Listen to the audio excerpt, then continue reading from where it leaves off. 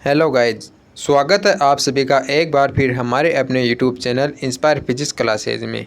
और आज की इस वीडियो में हम करने जा रहे हैं फिजिक्स के इम्पोर्टेंट क्वेश्चनों की सीरीज़ का पार्ट नंबर 2। इसका जो पहले वाला पार्ट है उसके अंदर हमने शुरुआती के 15 क्वेश्चन कर लिए हैं और आज इसका सेकंड पार्ट है, इसके अंदर अपन करेंगे 16 से आगे के क्वेश्चन। तो शुरुआत करते हैं इस वीडियो को। हमारा जो 16 का क्वेश्चन है वो आपकी स्क्रीन पर है और इसमें आपको क्या पूछा गया कि निम्न में से कौन सी राशि अन्य राशियों से भिन्न है। दोस्तों यहाँ पर आपको 4 राशि दी हुई हैं: वेग, तरंग दैर्ध्य, आवर्ती, आयाम। और आपको बताना है कि ऐसी कौन सी राशि है जो अन्य 3 राशियों से भिन्न है, यानी 3 राशि एक दूसरे से रिलेटेड है और चौथी राशि इन तीनों से अलग है। तो आपको वो राशि छांटनी है जो कौन सी अलग है। बहुत ही आसान क्वेश्चन है, कोई भी यानी इसके अंदर ज़्यादा यानी हार्ड लॉजिक नहीं लग रहा है। तो बताइए इस क्वेश्चन का राइट आंसर क्या होगा। दोस्तों यदि आपने इसका राइट आंसर आयाम चुना तो बिल्कुल सही है। याद रखना जो आयाम होता है वह वेग, तरंग दैर्ध्य, आवर्ती इन तीनों से स्वतंत्र रहता है, इन पर डिपेंड नहीं रहता है, यानी इनसे इंडिपेंडेंट रहता है, इंडिपेंडेंट। तो आपने यानी फॉर्मूला पढ़ा होगा कि हमारा जो वेलोसिटी का फॉर्मूला होता है वो क्या होता है, म्यू लैम्डा होता है, यानी आवर्ती इंटू तरंग दैर्ध्य। या आपने पढ़ा होगा कि जो आवर्ती का फॉर्मूला होता है वो सी अपॉन में लैम्डा होता है। यहाँ पर सी क्या है, प्रकाश की वेलोसिटी है, लैम्डा तरंग दैर्ध्य है और म्यू है ये हमारी आवर्ती है, फ्रीक्वेंसी। तो इस प्रकार से ये तीनों एक दूसरे से संबंधित हो गए। जो आयाम होता है वो इन तीनों से स्वतंत्र होता है, यानी इन पर निर्भर नहीं करता है। तो इसका जो राइट आंसर हो जाएगा वो जाएगा आयाम। अब चलते हैं हमारे 18 नंबर के क्वेश्चन, जो कि यानी बहुत ही इंपॉर्टेंट है, ये एग्जाम में यानी पूछा जाता है और यानी कि है ज़्यादा लो लेवल का क्वेश्चन नहीं है, यानी बहुत यानी अच्छा क्वेश्चन है। तो इसमें आपको क्या बताना है कि एक 25 वाट और 220 वोल्ट का बल्ब है, दूसरा 100 वाट और 220 वोल्ट के बल्ब हैं। इन दोनों को 220 वोल्ट की विद्युत सप्लाई के साथ समांतर क्रम में जोड़ दे तो कौन सा बल्ब अधिक प्रदीप्त होगा। दोस्तों इस क्वेश्चन में आपको क्या बताना है कि 2 बल्ब दिए हुए हैं और इन दोनों को क्या किया है, समांतर क्रम में जोड़ दिया गया है इस प्रकार से। तो आपको बताना कि कौन सा बल्ब यानी इसमें ज़्यादा जो चसेगा यानी ज़्यादा चमक देगा और कौन सा जो बल्ब है वो कम प्रदीप्त यानी कम यानी ब्राइटनेस इसकी कम होगी। तो बताइए इस क्वेश्चन का राइट आंसर क्या होगा। दोस्तों याद रखना जब भी यानी पैरेलल क्रम हो यानी 2 बल्बों का, तो पैरेलल क्रम के अंदर जो ब्राइटनेस होती है, जो चमक होती है, वो याद रखना पावर के समानुपाती होती है, यानी जिसकी पावर ज़्यादा होगी उसकी ब्राइटनेस भी ज़्यादा होती है। तो यहाँ से पावर किसकी ज़्यादा है, यानी 100 वाट वाले बल्ब की पावर ज़्यादा है, इनकी पावर 100 वाट है। तो ज़्यादा प्रदीप कौन सा होगा, बी वाला। यदि दोस्तों आपको यानी सीरीज़ क्रम में दिए हुए हो यानी समान वो श्रेणी क्रम में दिए हुए हों, तो उस यानी कंडीशन में याद रखना जो हमारी ब्राइटनेस होती है वो पावर की व्युत्क्रमानुपाती होती है। तो उस कंडीशन में हमारा 25 वोट वाला ज़्यादा जलेगा। दोस्तों ये संबंध निकलते कहते हैं ये मैं आपको बता देता हूँ। आपने पावर के फॉर्मूले पढ़ा होगा, कौन कौन से होते हैं। पावर का फॉर्मूला एक तो VI होता है, एक होता है I² R होता है और एक होता है V² अपॉन में R होता है। यहाँ पर दोस्तों R है ये। तो श्रेणी क्रम में आपने देखा होगा दोस्तों हमारा ये श्रेणी क्रम है। श्रेणी क्रम के अंदर हम जानते हैं कि I का मान यानी इनमें समान होता है और V का मान अलग अलग रहता है। तो यहाँ से अपन देखते हैं कि इसके अंदर I यहाँ पर कांस्टेंट हो जाएगा और यहाँ पर हमारी जो पावर होती है वो किसके रेजिस्टेंस की क्या होती है, समानुपाती होती है। या अपन कह सकते हैं कि हमारा इसका जो रेजिस्टेंस होगा वो पावर के समानुपाती होगा। और हम सभी जानते हैं कि दोस्तों जहाँ पर रेजिस्टेंस ज़्यादा होता है वहाँ पर यानी कि विद्युत की खपत ज़्यादा होती है, यानी पावर यानी विद्युत का लॉस ज़्यादा होता है, तो उसकी चमक कम होती है। तो हमारी जो ब्राइटनेस होती है वो व्युत्क्रमानु किसकी होती है, रेजिस्टेंस की। तो यहाँ पर पावर R के समानुपाती है और हम जानते हैं कि ब्राइटनेस होती है वो इसकी व्युत्क्रमानुपाती होती है रेजिस्टेंस के। तो यहाँ पर ब्राइटनेस आ जाएगा नीचे। बल्कि अपन समांतर क्रम में देखते हैं कि दोस्तों समांतर क्रम में यहाँ पर वेलोसिटी का मान दोनों के लिए समान होगा और धारा का मान अलग अलग होगा, यहाँ पर I1 और यहाँ पर I2। तो यहाँ पर अपन देखते हैं कि दोस्तों यहाँ पर V का मान कांस्टेंट है। तो इस कंडीशन में देखेंगे हमारे जो P होगी वो किसके व्युत्क्रमानुपाती हो जाएगा, R के। यदि P हमारा किसके व्युत्क्रमानुपाती है, R के, और हम सभी जानते हैं जो ब्राइटनेस होती है वो R के व्युत्क्रमानुपाती होती है। तो यहाँ पर ब्राइटनेस हमारी ऊपर आ जाएगी। तो यहाँ से अपन देखेंगे कि जो पावर होती है वो ब्राइटनेस के समानुपाती होती है। तो आपको डायरेक्ट याद रखना है जब भी यानी बल्बों को हमारी श्रेणी यानी समांतर क्रम में जोड़ा जाए, पैरेलल क्रम में जोड़ा जाए, तो उस कंडीशन में क्या होती है, जो हमारी ब्राइटनेस होगी वो पावर के समानुपाती होगी, यानी प्रोपोर्शनल होगी। तो यहाँ पर हमें यही दिया हुआ है। तो जिसकी ज़्यादा पावर होगी उसकी ब्राइटनेस ज़्यादा होगी, यानी वह ज़्यादा प्रदीप्त होगा। तो इस क्वेश्चन का राइट आंसर हो जाएगा ऑप्शन नंबर बी वाला, यानी 100 वाट। दोस्तों ये बहुत अच्छा क्वेश्चन है, इसलिए मैंने आपको इसको डीपली बताया है, ज़्यादा टाइम लिया है, तो इस क्वेश्चन को आपको नोट कर लेना है। अब देखते हैं हमारा 18वां का क्वेश्चन। 18 नंबर के क्वेश्चन में क्या बताना है कि किसी धातु का विशिष्ट प्रतिरोध निर्भर करता है। दोस्तों आपका जो स्पेसिफिक रेजिस्टेंट होता है, रो होता है, ये आपको बताना कि ताप पर निर्भर करेगा, दाब पर निर्भर करेगा, लंबाई चौड़ाई मोटाई पर निर्भर करेगा या आरोपित चुंबकीय क्षेत्र पर निर्भर करेगा। तो बताइए इस क्वेश्चन का राइट आंसर क्या होगा। दोस्तों आपने पढ़ा होगा कि जो रेजिस्टेंस होता है उसकी ताप पर निर्भरता, वह ताप पर किस प्रकार से निर्भर करता है कि रो इज इक्वल टू होता है rho naught plus alpha delta T. यानी दोस्तों जैसे ही यानी टेम्परेचर में इंक्रीज़ होता है तो इस जो हमारा स्पेसिफिक रेजिस्टेंस होता है या जो विशिष्ट प्रतिरोध होता है उसका मान भी इंक्रीज़ हो जाता है। तो याद रखना जो विशिष्ट प्रतिरोध होता है वो किस पर निर्भर करता है, वो करता है टेम्परेचर पर निर्भर करता है। बल्कि दोस्तों हमारा जो रो का मान होता है इस पर प्रेशर का भी कोई प्रभाव नहीं पड़ता है, और यानी हमारी जो लंबाई होती है और त्रिज्या या इसकी चौड़ाई मोटाई होती है दोस्तों उस पर भी निर्भर नहीं करता। ये फॉर्मूला आपने पढ़ा होगा कि जो रेजिस्टेंस इज इक्वल टू होता है रो एल अपॉन में ए होता है। तो यहाँ पर रो भी होता है एल ए, यानी तीनों चीज़ आती हैं, तो कई बच्चे यहाँ पर कन्फ्यूज हो जाते हैं। लेकिन याद रखना इस फॉर्मूले के अंदर जो रो होता है वो हमारा कांस्टेंट रहता है, बल्कि जो रेजिस्टेंस होता है वो हमारा लंबाई के समानुपाती एवं क्षेत्रफल के व्युत्क्रमानुपाती होता है। यहाँ पर जो रो होता है वो इनसे निर्भर नहीं करता है। तो याद रखना जो हमारा प्रतिरोध होता है वो केवल टेम्परेचर पर निर्भर करता है। तो इसका राइट आंसर हो जाएगा ऑप्शन नंबर ए वाला, यानी विशिष्ट प्रतिरोध एक तो टेम्परेचर पर निर्भर करता है और एक हमारी जो यानी पदार्थ होता है यानी वह किस धातु का बना हुआ है, जो चालक होता है वो किस धातु का बना हुआ है उस धातु की प्रकृति पर निर्भर करता है। तो यानी यह केवल दो ही चीज़ों पर निर्भर करता है, एक तो हो गया ताप, एक हो गया हमारा जो धातु की प्रकृति है उस पर। तो इस क्वेश्चन का राइट आंसर हो जाएगा ऑप्शन नंबर ए। अब देखते हैं 19 नंबर का क्वेश्चन। 19 के क्वेश्चन में क्या बताना है कि 10 फेरों वाली दो सकेंद्रीय वर्ताकार कुंडली एक ही तल में स्थित हैं। इनकी त्रिज्याएं 20 सेंटीमीटर तथा 40 सेंटीमीटर है और इनमें विपरीत दिशाओं में धारा क्रमशः 0.2 एम्पियर व 0.3 एम्पियर की प्रवाहित हो रही है। तो इसके केंद्र पर चुंबकीय क्षेत्र यानी होगा। दोस्तों आपको क्या दिया हुआ है कि आपके पास कोई दो कुंडलियां हैं इस प्रकार से, एक यानी छोटी कुंडली है, दूसरी यानी बड़ी कुंडली है। इनके अंदर 10-10 फेरे हैं, यानी इस प्रकार के यानी 10 यानी 12 यानी चक्री खा रखी हैं। तो आपको बताना है इनका जो सेंटर होगा इस पर चुंबकीय क्षेत्र कितना होगा। इनके अंदर दोस्तों एक और बात बताई गई है, जो धारा है वो विपरीत डायरेक्शन में बह रही है, यानी एक वाले यानी एक वायर में इस डायरेक्शन में है तो दूसरे वाले के अंदर धारा इस डायरेक्शन में है। तो बताओ इसके अंदर यानी चुंबकीय क्षेत्र क्या होगा। तो दोस्तों पहले अपन यानी पहले वाली कुंडली से चुंबकीय क्षेत्र निकालते हैं। तो याद रखना कोई भी हमारी एन फेरों वाली कुंडली है इस प्रकार से, तो इसके कारण इसके केंद्र पर जो चुंबकीय क्षेत्र का जो फॉर्मूला होता है वो आप नोट कर लें, B is equal to mu naught N I upon में 2r होता है, अपॉन में 2r होता है। तो इस प्रकार से दोस्तों अपन पहली वाली कुंडली के चुंबकीय क्षेत्र निकाल लेंगे। तो B1 इज इक्वल टू आपका क्या हो जाएगा, mu naught N I1 upon में 2r1। तो यहाँ से इनका मान रखेंगे दोस्तों, म्यू नोट के बाद म्यू नोट रखते हैं। एन का मान हमें 10 दिया हुआ है, इनमें 10 फेरे हैं, और I1 का मान आपको कितना दिया हुआ है 0.2 एम्पियर, और जो R1 का मान है वो हमारा क्या दिया हुआ है 20 सेंटीमीटर। इसको यदि अपन मीटर में चेंज करेंगे तो हमारा कितना हो जाएगा 0.2 मीटर हो जाएगा। यहाँ पर 0.2 से 0.2 कैंसिल हो जाएगा, और यहाँ पर अपन निकल लेंगे तो हमारा क्या हो जाएगा 5 माइक यानी म्यू नोट हो जाएगा। इसी प्रकार से दोस्तों यदि अपन B2 का मान निकालेंगे दूसरी कुंडली के लिए तो वो हमारा क्या हो जाएगा म्यू नोट NI2 अपॉन में 2r2। तो यहाँ पर म्यू नोट हमारा क्या हो जाएगा, म्यू नोट को म्यू नोट रख देंगे और n का मान हमारा 10 हो जाएगा, और इसके अंदर जो I2 मतलब यानी तो धारा कितनी दी हुई है 0.3 एम्पियर, और नीचे क्या हो जाएगा हमारा 2r। तो r का मान आपका कितना हो जाएगा 0 यानी 40 सेंटीमीटर है तो 0.4 मीटर हो जाएगा। तो इसको आगे अपन सोल्व करेंगे तो हमारा कितना हो जाएगा 5 माइक्रो, तो इसके अंदर भी होगा, और पॉइंट से पॉइंट निकाल देंगे तो इसके अंदर कितना हो जाएगा 3/4। अब दोस्तों देखने वाली बात यह है कि इसके अंदर में क्या दिया हो कि जो धारा है वो विपरीत डायरेक्शन में बह रही है। तो याद रखना इन दोनों के कारण जो केंद्र पर चुंबकीय क्षेत्र होगा उनकी डायरेक्शन भी विपरीत होगा, क्योंकि दोस्तों यदि आप अंगुलियों का घुमाव इस डायरेक्शन में करेंगे यानी हमारा क्लॉकवाइज करेंगे, तो याद रखना अंगुलियों का घुमाव इस तरह से कीजिए तो जो अंगूठा होगा वो अंदर की तरफ होगा।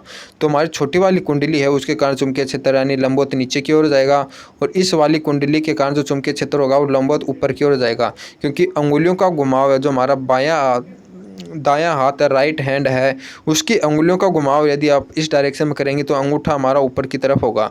तो इस प्रकार से दोस्तों यानी चुंबकीय क्षेत्र यानी विपरीत डायरेक्शन में है तो इस पर जो नेट चुंबकीय क्षेत्र हो जाएगा वो हमारा क्या हो जाएगा, B1 - B2 हो जाएगा।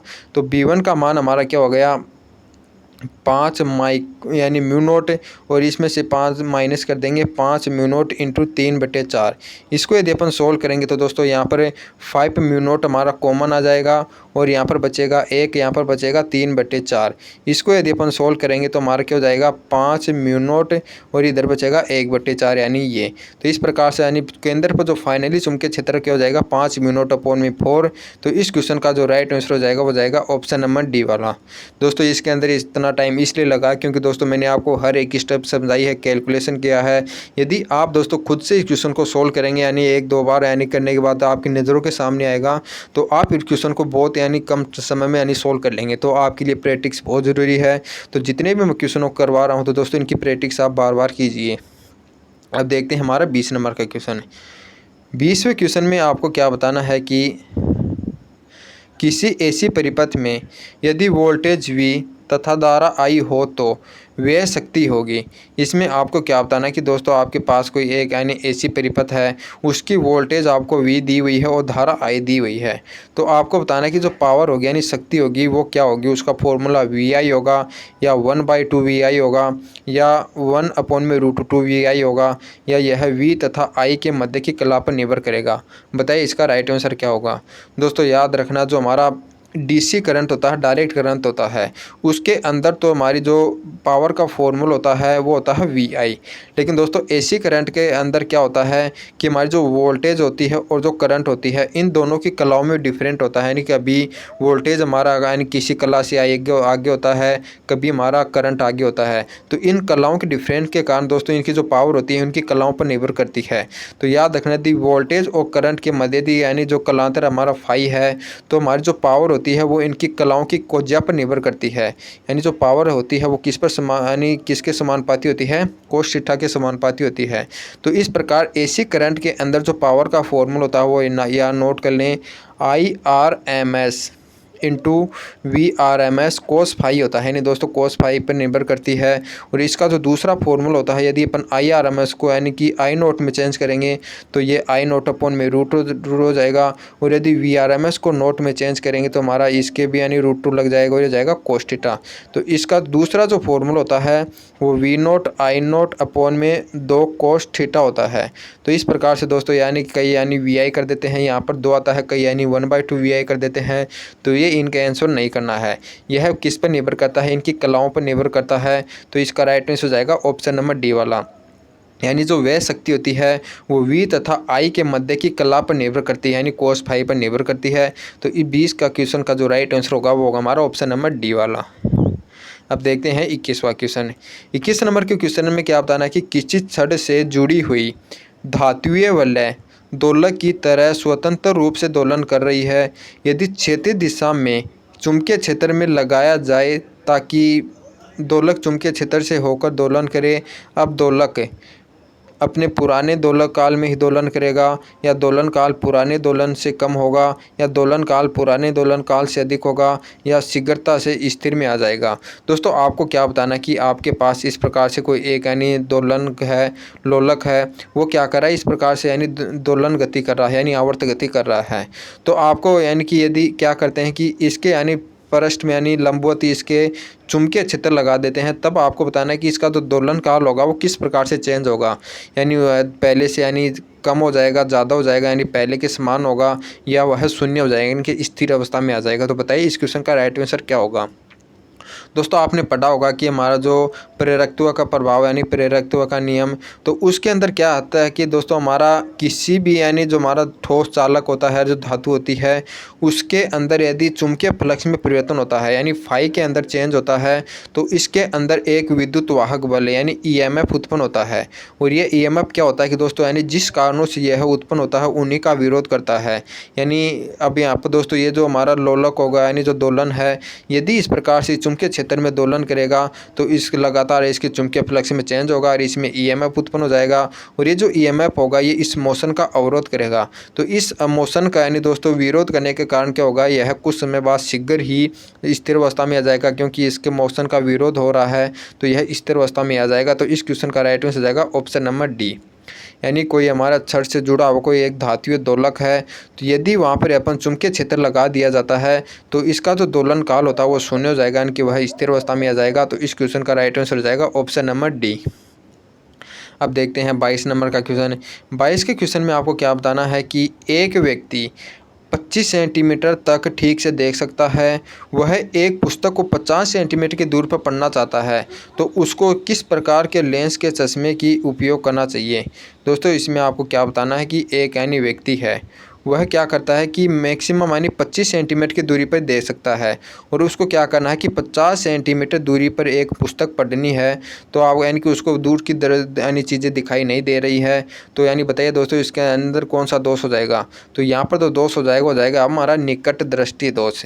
निकट दृष्टि दोष में क्या होता है कि दोस्तों निकट की वस्तुएं तो हमारी क्या होती है, साफ दिखाई देती हैं, लेकिन दूर की वस्तुएं साफ नहीं दिखाई देती हैं, तो निकट दृष्टि दोष हो जाएगा। तो यानी सबसे पहले तो क्या होगा कि जो हमारा लेंस यूज किया जाता है वो हम सभी जानते हैं, निकट के अंदर कौन सा होता है, अवतल होता है, और दूर के अंदर कौन सा होता है, उत्तल।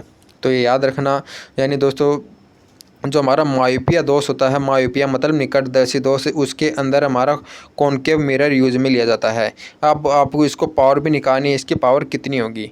तो पावर निकालने के लिए दोस्तों आपको यानी बिल्कुल ध्यान से देखना होगा, यानी कि यह व्यक्ति क्या करता है कि 25 सेंटीमीटर की यानी दूरी पर वस्तु को जो पुस्तक होती है उसको पढ़ सकता है, लेकिन हमें क्या करना है 50 सेंटीमीटर की दूरी पर कोई वस्तु है वह उसको पढ़ना चाहता है।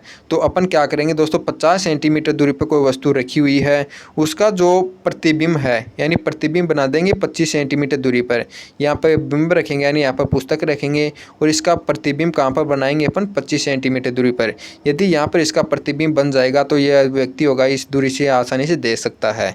तो यानी पर दोस्तों जो भी यानी लेंस लगाया जाएगा तो वह लेंस क्या काम करेगा, इसका जो बिंब है यहाँ पर, इस बिंब का प्रतिबिंब कहाँ पर बना देगा, यहाँ पर बना देगा।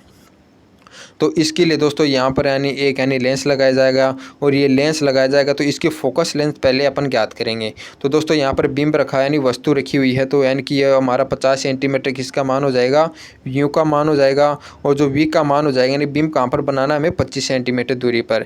दोस्तों ये यानी लेंस से इस डायरेक्शन में है तो यानी दोनों ही माइनस में हो जाएंगे। तो फ्रीक्वेंसी हमारा ऐप का मान निकालेंगे, तो ऐप का मान क्या होता है, 1/v माइनस के 1/u होता है, और v का मान दोस्तों आपको क्या दिया हुआ है, माइनस का v का मान ये है यानी 25 सेंटीमीटर दूरी पर बनाना है तो ये माइनस का 25 हो जाएगा, और माइनस का 1 में माइनस का 50, u का मान कितना हो जाएगा, माइनस का 50।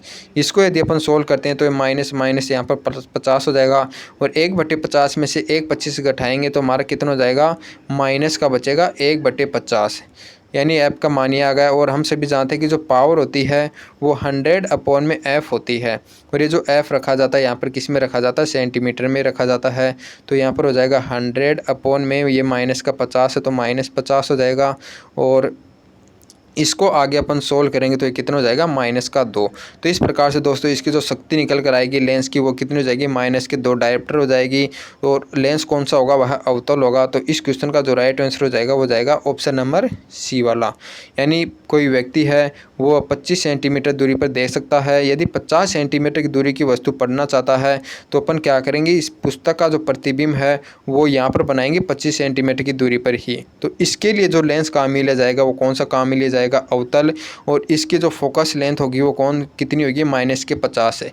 यदि -50 है तो इसकी शक्ति कितनी हो जाएगी, -2 डायोप्टर। तो इस क्वेश्चन का राइट आंसर हो जाएगा ऑप्शन नंबर सी। अब देखते हैं 23 का क्वेश्चन। 23 के क्वेश्चन में क्या बताना है कि उत्सर्जित कैथोड किरणें की गतिज ऊर्जा निर्भर करती है। दोस्तों आपको क्या बताना है कि कोई भी हमारा कैथोड है उस पर प्रकाश आपतित करवाते हैं तो उससे यानी कोई किरणें उत्सर्जित होती हैं, उसको अपन क्या कहते हैं, कैथोड किरणें कहते हैं। तो कैथोड किरणों की दोस्तों गतिज ऊर्जा होती है, यानी इससे जो इलेक्ट्रॉन उत्सर्जित होंगे, इस इलेक्ट्रॉन की जो काइनेटिक एनर्जी है वो आपको बताना है कि सिर्फ वोल्टेज पर निर्भर करेगी, कार्यफलन पर निर्भर करेगी, या दोनों पर निर्भर करेगी। दोस्तों कार्यफलन क्या होता है, कार्यफलन के बारे में यदि आपको नहीं पता है तो कार्यफलन वह न्यूनतम एनर्जी होती होती है वह न्यूनतम ऊर्जा होती है जिसे पाकर कोई भी इलेक्ट्रॉन क्या होता है यानी उससे यानी अंत यानी कक्षा से बाहर निकल जाए। यानी दोस्तों मान लेते हैं कि इसके अंदर कोई इलेक्ट्रॉन है, उसको बाहर निकालने के लिए 10 जूल एनर्जी की आवश्यकता यानी आवश्यक है। तो इसके लिए क्या करेंगे, यदि यानी कोई प्रकाश ऐसा आपतित करा रहा है कि वह उसको केवल 8 यानी जूल दे पा रहा है, तो यह इलेक्ट्रॉन नहीं निकल पाएगा। यानी इसको न्यूनतम कितनी एनर्जी चाहिए, 10 जूल एनर्जी चाहिए इसे बाहर निकलने के लिए। तो जो न्यूनतम एनर्जी होती है वही हमारा कार्यफलन होता है। और जो वोल्टेज होता है दोस्तों याद रखना, वोल्टेज एक तरह से फ्रीक्वेंसी से रिलेटेड होता है। यानी वोल्टेज फ्रीक्वेंसी से रिलेटेड होता है, यही हमारी काइनेटिक एनर्जी से रिलेटेड होता है। यानी जो यदि इसकी वोल्टेज का मान बढ़ाएंगे, यदि वोल्टेज का मान बढ़ाएंगे तो इलेक्ट्रॉन को निकलने के लिए कम ऊर्जा की आवश्यकता होती है, तो उसकी काइनेटिक एनर्जी ज़्यादा होती है। तो इस प्रकार से याद रखना दोस्तों, हमारी जो गतिज ऊर्जा होती है वो वोल्टेज और कार्यफलन दोनों पर निर्भर करते हैं। क्योंकि यदि कार्यफलन कम होगा तो दोस्तों इसको निकलने के लिए एनर्जी कम आवश्यक होगी। यदि मान लेते हैं दोस्तों इसको पर 18 जूल दे रहे हैं और 10 जूल इसको निकलने के लिए चाहिए, तो यानी कि निकलने के बाद इसके अंदर एनर्जी कितनी बचेगी, 8 है। यदि दोस्तों इसकी जो कार्यफलन का मान है अपन 8 जूल ही वही हो, तो यदि 18 जूल उसको दी जाएगी तो निकलने के बाद जो इलेक्ट्रॉन की जो एनर्जी वो होगी वो कितनी हो जाएगी, 10 जूल। तो इस प्रकार से गतिज ऊर्जा होती है वो कार्यफलन पर भी निर्भर करती है और वोल्टेज पर भी निर्भर करती है। वोल्टेज का मतलब यानी दोस्तों याद रखना एक तरह से इसकी हमारी वो होती है, क्या होती है, फ्रीक्वेंसी पर भी निर्भर करता है। और दोस्तों वोल्टेज का मतलब यहाँ पर क्या होता है, यहाँ पर कैथोड लगा होता है, यहाँ पर एनोड। तो यहाँ पर इन दोनों के अंदर वोल्टेज में डिफरेंस करेंगे तो मतलब क्या है कि यहाँ पर जो इलेक्ट्रॉन होगा वो पॉजिटिव की तरफ यानी अधिक आकर्षित होगा। तो आकर्षित होगा तो इसका मतलब क्या है कि वोल्टेज का मान बढ़ाएंगे तो उसके यानी ज़्यादा आकर्षण बल लगेगा, तो इसकी काइनेटिक एनर्जी में क्या हो जाएगी, इंक्रीज हो जाएगी। तो इस प्रकार से जो काइनेटिक एनर्जी है वो हमारी वोल्टेज और कार्यफलन दोनों पर ही निर्भर करेगी। तो इस क्वेश्चन का राइट आंसर हो जाएगा सी वाला। अब देखते हैं चॉइस का क्वेश्चन। चॉइस के क्वेश्चन में क्या बताना है कि तरंगागर से तात्पर्य है। दोस्तों जो तरंगागर होता है वेव फ्रंट होता है, उसका मीन्स आपको बताना है अर्थ क्या होता है कि इनके अंदर सभी कण समान कला में होता है, सभी कण विपरीत कला में होते हैं, या जो कण होते हैं वो कुछ विपरीत कला में होते हैं या कुछ समान कला में होते हैं, या इनमें से कोई नहीं। दोस्तों तरंगागर की जो डेफिनेशन है, वेव फ्रंट की डेफिनेशन है, वो आपने पढ़ी होगी कि जो वेव फ्रंट होता है वो ऐसे पार्टिकलों का ग्रुप होता है, ऐसे पार्टिकलों का समूह होता है जिनके जो कंपन होते हैं वो सभी यानी सेम फेज में होते हैं, यानी सभी यानी समान कला में होते हैं। यानी ऐसे कणों का समूह है जिनके जो कंपन होते हैं, कणों का कंपन होता है उनका वह समान कला में हो। तो इस कारण से याद रखना तरंगागर का जो तात्पर्य ये होता है, तो इसके अंदर जो सभी कण होते हैं वो समान कला में होते हैं। ये तरंगागर इस प्रकार से बनता है, ये हमारा कोई प्रकाश स्रोत है, तो इस प्रकार से यदि ये वाला तरंगागर लेते हैं तो इस पर जितने भी कण होते हैं इन कणों का कंपन होगा वह तरंग संचरण की दिशा के लंबवत होता है और समान कला में होता है। तो इस प्रकार से इस क्वेश्चन का राइट आंसर हो जाएगा ऑप्शन नंबर ए वाला। अब देखते हैं 25 का क्वेश्चन। 25वें क्वेश्चन में आपको क्या बताना है कि एक सरल आवर्त 2 लीटर का दोलन काल 0.01 सेकंड है, इसका आयाम 0.2 मीटर है। तो दोलन काल के में इसका वेग मीटर पर सेकेंड में होगा।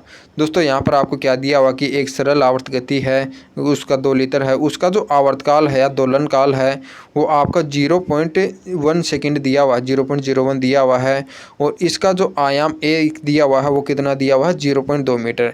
और आपको क्या पूछा गया है कि इसका वेलोसिटी पूछी गई है और वह कहाँ पर, मध्य में। यानी दोस्तों जो हमारा सरल आवर्त गति इस प्रकार से होती है और यहाँ पर जो मिड पॉइंट होता है, मध्य होता है, यहाँ पर आपको पूछी गई कि इसकी वेलोसिटी कितनी होगी।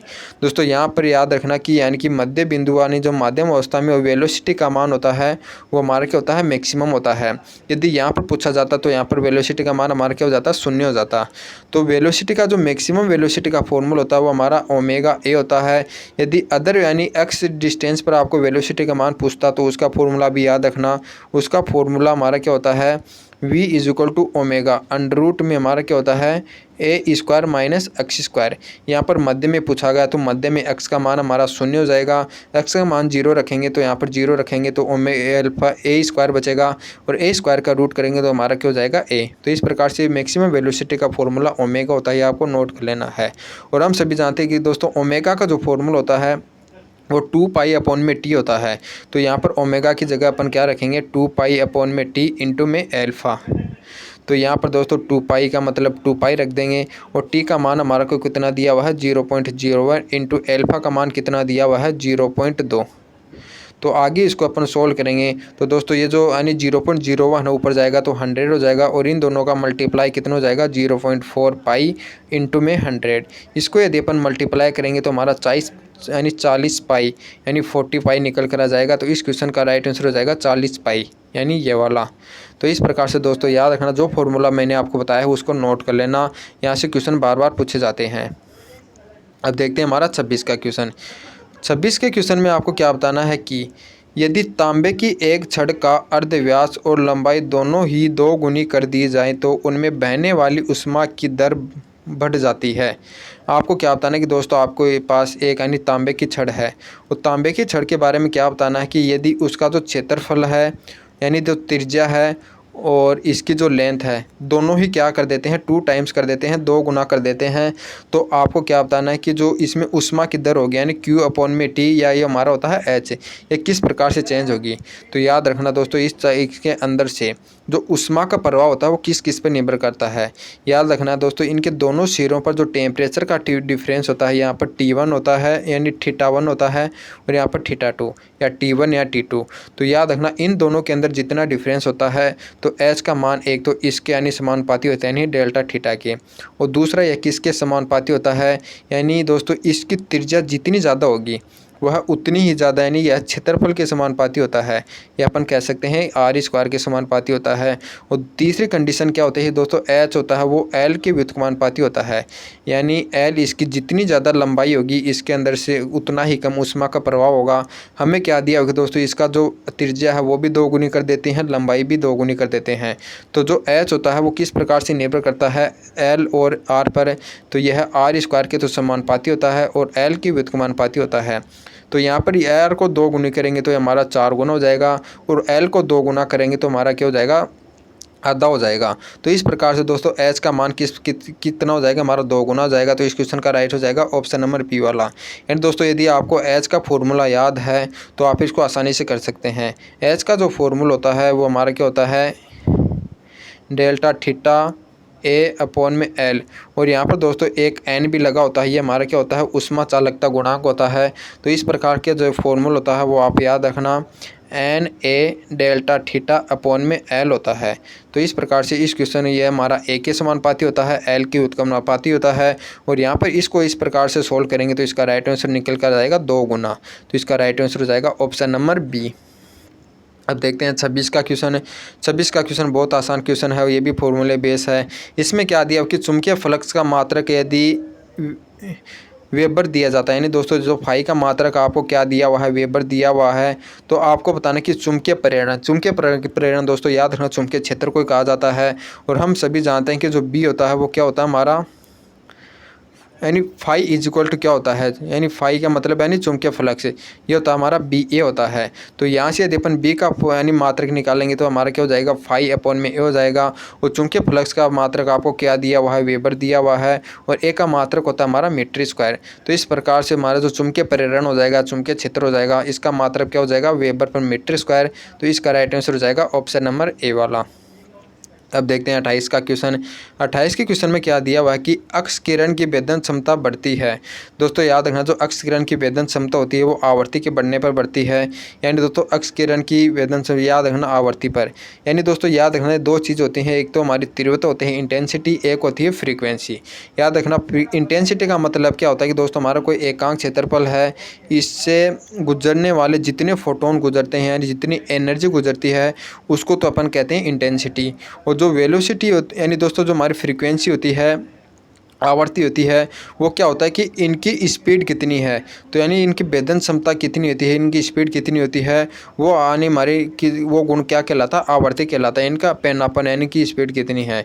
तो याद रखना दोस्तों इनकी जो वेदन क्षमता होती है वो इनकी आवर्ती पर निर्भर करती है। कई बच्चे यानी वेलोसिटी पर कन्फ्यूज होते हैं, दोस्तों याद रखना वेलोसिटी पर निर्भर नहीं करती, वेलोसिटी और आवर्ती अलग अलग चीज़ें हैं। तो इसका राइट आंसर हो जाएगा ऑप्शन नंबर बी वाला। अब देखते हैं हमारा 29 का क्वेश्चन है। 29वें क्वेश्चन में क्या बताना है कि पी प्रकार का अर्धचालक निर्मित होता है निम्नलिखित के मिलाने से। दोस्तों आपको शुद्ध अर्धचालक दिया हुआ है और आपको पी टाइप का अर्धचालक प्राप्त करना है, तो आपको बताना है इसके अंदर कौन सी अशुद्धि मिलाएंगे। तो याद रखना दोस्तों पी प्रकार का अर्धचालक बनाने के लिए हमें त्रिसंयोजी अशुद्धि मिलानी पड़ती है, और त्रिसंयोजी हमारी अशुद्धि कौन सी होती हैं, बिना इलायची यानी एल्यूमिनियम, गर्म, इंडियन टी, टाइटेनियम। तो इस प्रकार से याद रखना, तो बोरॉन, एल्यूमिनियम, गैलियम और ये हमारा जो इंडेनियम और टाइटेनियम, यदि ये अशुद्धि मिलाते हैं तो हमारा पी प्रकार का अर्धचालक बनता है। तो यहाँ पर हमें कौन सा दिया हुआ है, गैलेनियम दिया हुआ है। दोस्तों यदि आपको एन टाइप के लिए पूछा जाता है तो एन टाइप में हमारे 5 अशुद्धि मिलाते हैं, और हमारी कौन सी होती है, वो न्यूजीलैंड, पाकिस्तान, ऑस्ट्रेलिया, सब बीके। तो यहाँ पर यानी ये नाइट्रोजन होता है, फास्फोरस होता है, और ये हमारा आर्सेनिक होता है, ये एंटीमनी होता है, ये बिस्मिथ होता है। तो आर्सेनिक, एंटीमनी और ये जो फास्फो होता है ये हमारा 5 संयोजित तत्व होते हैं। गैलियम हमारा 3 संयोजित तत्व हो जाएगा। तो इस प्रकार से पी प्रकार का अर्धचालक बनाने के लिए कौन सा बनाएंगे, अपन गैलियम अशुद्धि मिलाएंगे, तो इसका राइट हो जाएगा यानी गैलियम। अब हमारा आज का अंतिम क्वेश्चन है, इसमें क्या होता है ना कि दो यानी समतल दर्पण 45 डिग्री का कोण यानी एक दूसरे से बनाते हैं, तो इनके मध्य एक वस्तु रख दी जाती है, तो कुल प्रतिबिंबों की संख्या होगी। ये भी बहुत आसान क्वेश्चन है। इसमें क्या दिया हो कि कोई दो मिरर हैं, वो एक दूसरे से 45 डिग्री का कोण बना रहे हैं, इनके मध्य कोई वस्तु रख देते हैं, तो आपको बताना है उसके कितने प्रतिबिंब बनेंगे। तो इसका डायरेक्ट फॉर्मूला होता है प्रतिबिंबों की संख्या ज्ञात करने का, 360 के अंदर यदि अपन थीटा से डिवाइड करते हैं तो दोस्तों हमारा जो संख्या यदि सम प्राप्त होती है, याद रखना यदि ये संख्या हमारी सम प्राप्त होती है यानी इवन प्राप्त होती है, तो जो प्रतिबिंबों की संख्या होती है n इक्वल टू वो क्या हो जाएगी, 360 अपॉन में थीटा -1 होती है। यदि इसका मान हमारा विषम प्राप्त होता है यानी ओड प्राप्त होता है, तो जो हमारी n का मान यही हो जाता है। तो यहाँ पर अपन देखेंगे 360 के अंदर 45 से डिवाइड करेंगे, तो 45 से डिवाइड करेंगे तो कितना हो जाएगा हमारा, ये कितना होता है 9 चौक 36 यानी 8 पर जाएगा। यानी दोस्तों यदि 9 का भाग देंगे तो हमारा कितनी बार जाता है, 4 बार। जो 45 है वो 90 का आधा है, तो इसका मतलब 8 पर जाएगा, ये हो जाएगा हमारा 8 पर। तो इस प्रकार से दोस्तों n का मान आपका कितना निकल गया, 360 अपॉन में थीटा का मान 8 है। तो जो प्रतिबिंबों की संख्या निकालेंगे तो हमारा वो कितना हो जाएगा, n-1 यानी 360 अपॉन में थीटा, क्योंकि इसका मान हमारा इवन प्राप्त हुआ है, सम प्राप्त हुआ है। यदि इसका मान दोस्तों 7, 9 या फिर 11 या फिर 13 कुछ भी प्राप्त होता तो वही हमारा प्रतिबिंबों की संख्या हो जाती। यदि इसका मान हमारा 10, 12 या फिर 14 प्राप्त होता है तो इसमें से 1 घटाते हैं, तो यहाँ पर 8 में से 1 घटाएंगे तो हमारा कितना राइट आंसर हो जाएगा, 7। तो इस क्वेश्चन का राइट आंसर जाएगा ऑप्शन नंबर सी। इसी के साथ दोस्तों हमारे 15 से लेकर के जो 16 से लेकर के 30 तक के क्वेश्चन यानी अगले 15 क्वेश्चन है वो अपन कंप्लीट कर लिए हैं, और इसके जो आगे के क्वेश्चन है वो अपन करेंगे नेक्स्ट वीडियो में। तब तक आप यानी दोस्तों अपनी स्टडी को कंटिन्यू करते रहिए, क्योंकि दोस्तों एग्ज़ाम आपका हो गया है, लेकिन जो आने वाली एग्ज़ाम है उनके लिए अभी से आप प्रिपरेशन करेंगे दोस्तों, आपको वो एग्ज़ाम बहुत अच्छा जाएगा। तो आप हमारे साथ रेगुलर बने रहिए, आपको ऐसे ही अच्छी अच्छी वीडियो प्रोवाइड करता रहूँगा। तो जय हिंद, जय भारत।